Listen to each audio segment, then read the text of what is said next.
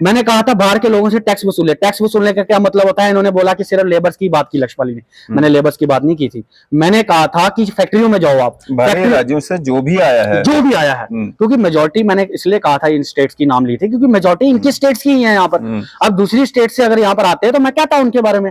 मैंने इसलिए कहा था कि आप जाएंगे फैक्ट्रियों में, जाएंगे वहां पर ये सुपरवाइजर बने हुए हैं, ये सुपरवाइजर बने हैं और हमारे जम्मू के लड़कों को वहां पर लेबर का काम करवा रहे हैं। लेबर लगाया हुआ, मशीनें चलाने के लिए लगाया हुआ है, और वो खुद आके वहां पर सुपरवाइजरी दिखाते हैं वहां पर। तो आप मुझे बताइए, फिर मुझे गुस्सा नहीं आएगा तो क्या होगा फिर? आप बताइए ना।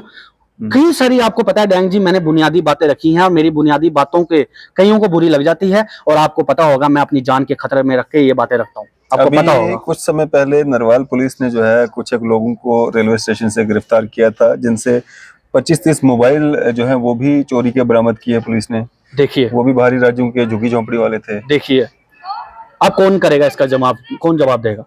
देखिए, मैं आपको बताना चाहता हूं कि फेडरल स्ट्रक्चर जो भी यहाँ पर चल रहा है वो सिलेक्टेड नहीं, सिलेक्टेड है, इलेक्टेड नहीं है। जिस दिन इलेक्टेड होगा ना, यहाँ पर चुना हुई कोई सरकार होगी। आप देख रहे हैं न्यूज़ सैर इंडिया और मैं हूं अरफाज अहमद आयंगा। आज की खास मुलाकात में हमारे साथ मौजूद हैं सोशल एक्टिविस्ट लक्ष्य बाली जी। सर, स्वागत है आपका न्यूज़ सैर इंडिया। बहुत शुक्रिया डैंग जी, आपने जनता के सामने आवाज रखने का मौका दिया। लक्ष्य, अगर बात करें हम, अभी आप देख रहे हैं लगातार चोरियों की वारदातें जो है वो बढ़ रही हैं। पुलिस भी कहीं ना कहीं इस पे लगाम कसने में जो है कोशिशें लगातार कर रही है, लेकिन जिस तरह की लगाम लगनी चाहिए नहीं लग पा रही है। बहुत सारे मामलात ऐसे हैं जो आपको पता ही नहीं चलते हैं, लोग मीडिया के सामने आते ही नहीं है। वह उस तरह के भी बहुत सारे मामलात होते हैं।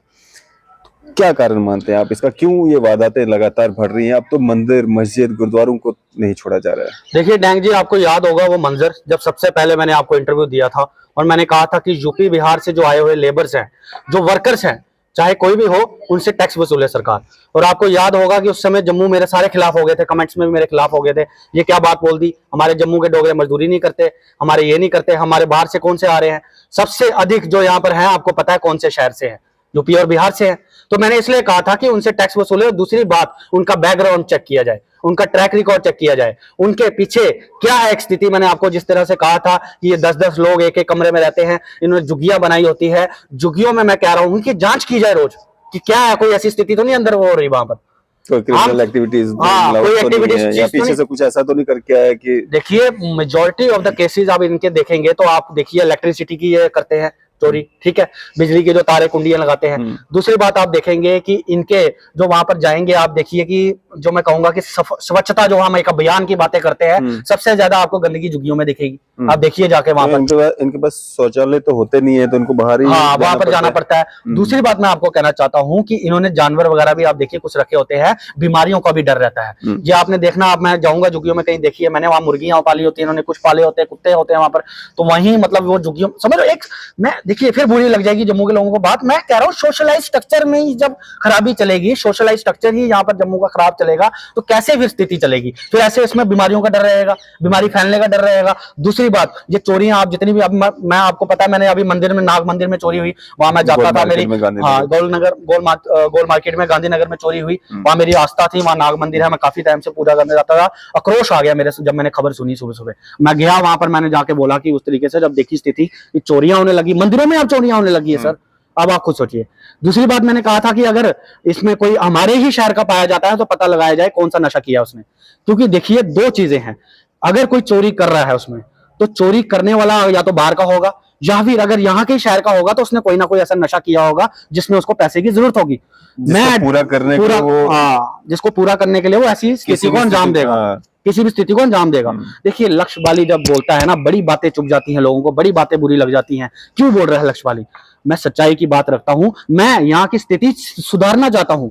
मैंने कहा था बाहर के लोगों से टैक्स वसूले। टैक्स वसूलने का क्या मतलब होता है? इन्होंने बोला कि सिर्फ लेबर्स की बात की लक्ष्यपाली ने। मैंने लेबर्स की बात नहीं की थी। मैंने कहा था कि फैक्ट्रियों में जाओ आप, बाहरी राज्यों से जो भी आया है, क्योंकि मेजोरिटी, मैंने इसलिए कहा था इन स्टेट्स की नाम ली थी क्योंकि मेजोरिटी इनकी स्टेट्स की ही है यहाँ पर। अब दूसरी स्टेट से अगर यहाँ पर आते हैं तो मैं कहता हूं उनके बारे में।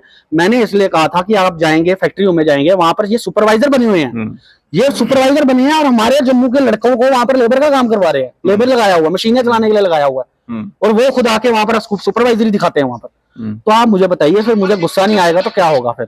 आप बताइए ना।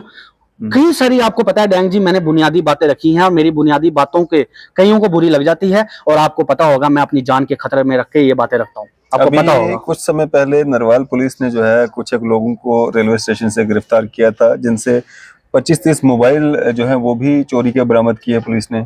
देखिए, वो भी बाहरी राज्यों के झुग्गी झोंपड़ी वाले थे। देखिए अब कौन करेगा इसका जवाब, कौन जवाब देगा? देखिए, मैं आपको बताना चाहता हूं कि फेडरल स्ट्रक्चर जो भी यहाँ पर चल रहा है वो सिलेक्टेड है, इलेक्टेड नहीं है।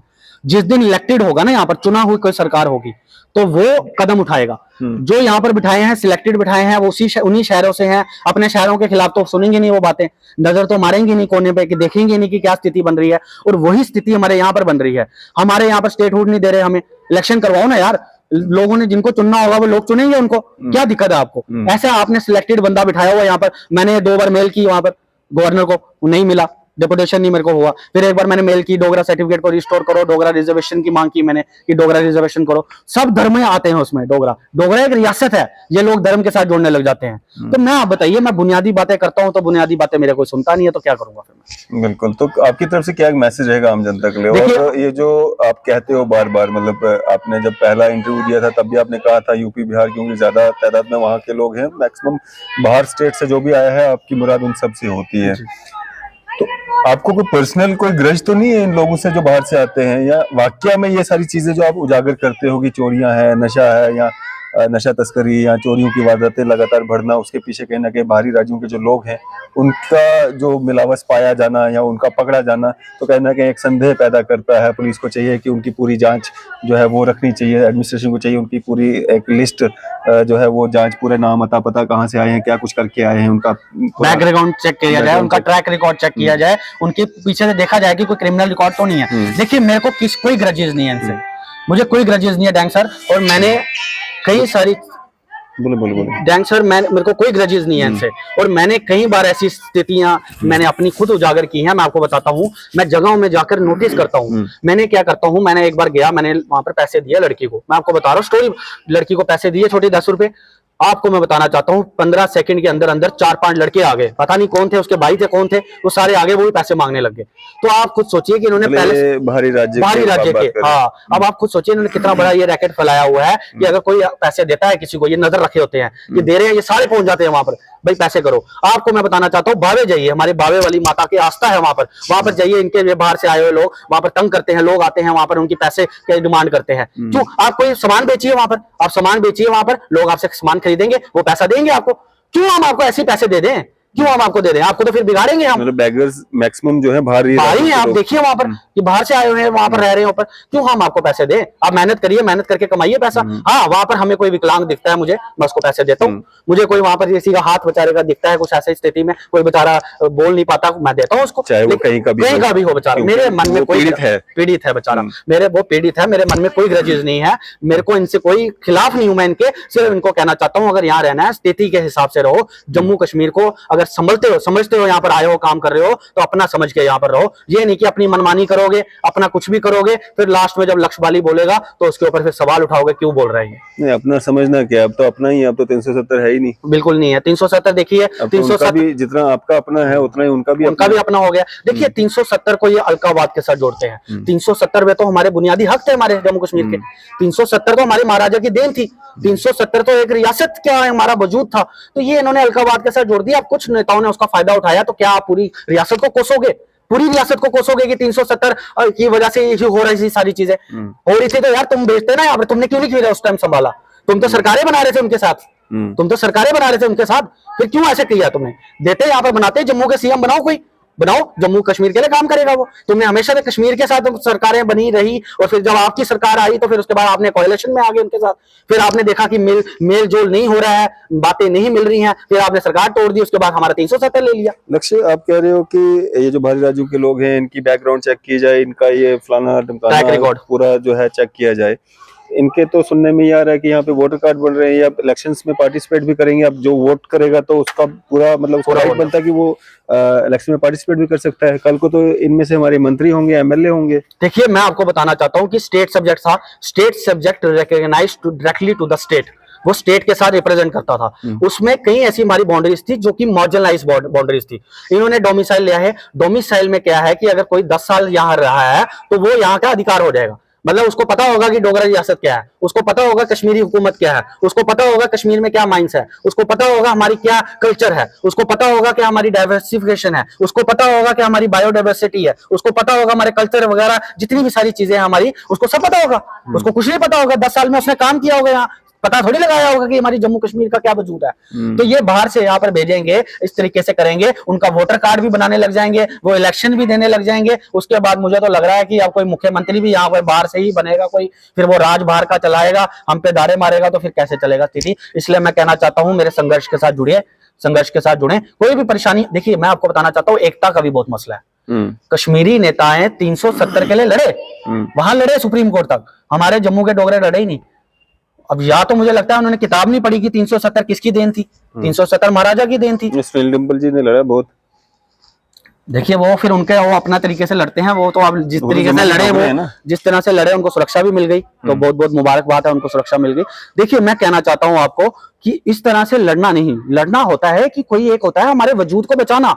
हम अगर एकजुट चलते, जम्मू कश्मीर एकजुट चलता, तो हमारा सारी दूसरी बात आपको बोलूंगा मैं, बुरी लग जाएगी।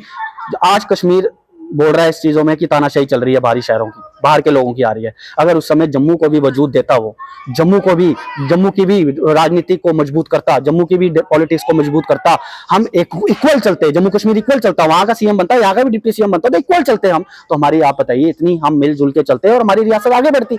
हमने एक दूसरे से मुंह मोड़ के रखा, फिर अब बाहरी लोग जब हमारे पे वो कर रहे हैं, तानाशाही चला रहे हैं, तो फिर वो उनको परेशानी हो रही है। लेकिन अब वो समझ रहे हैं आस्ता आस्ता कि उनको जम्मू के साथ मिलजुल कर चलने की जरूरत है, कश्मीरी नेताओं को। इसलिए वो मुझे लग रहा है कि अब वो समझ गए हैं कि जम्मू के साथ कितना जरूरी है मिलकर चलना। चलें, शुक्रिया हमारे साथ बातचीत करने के लिए। ये थे हमारे साथ सोशल एक्टिविस्ट लक्ष्य बाली जी। आपकी इस पे क्या राय है?